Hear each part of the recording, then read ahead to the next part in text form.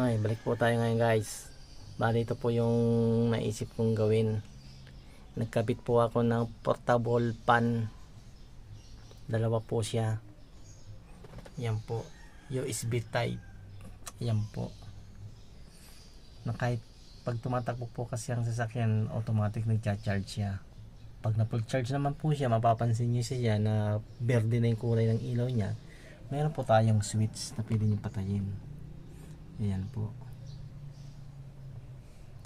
Ang kainaman po nitong portable, kahit di po siya nakasusi,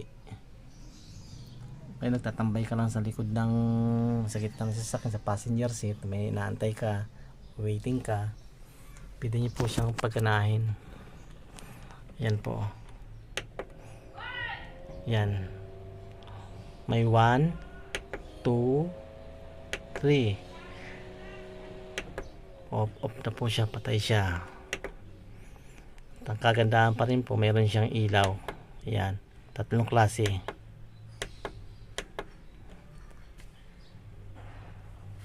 Medyo may kalakihan lang po dun sa mga nakikita ko sa mga nag-vlog na nakalagay dito sa pinakagitnang gitna. Ito po sa may ano po ng upuan. Yan, para kahit paano nasa unahan ka na, nakaupo ka sa unahan, pag tinumba mo siya, mahangin ka pa rin habang nag-aantay-antay. Yan, portable pan. Bali nabili ko lang po siya sa Shopee. Ito po 450 lang po siya, nabili ko. May pan siya, may ilaw. Ayan, may ilaw din po siya, on and off. Itong po medyo may kamahalan din tong Akari.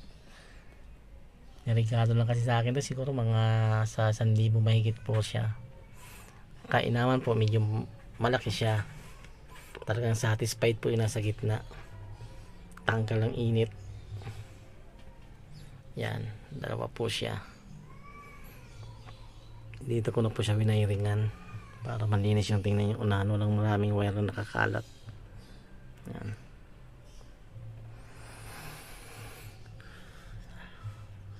Yan po.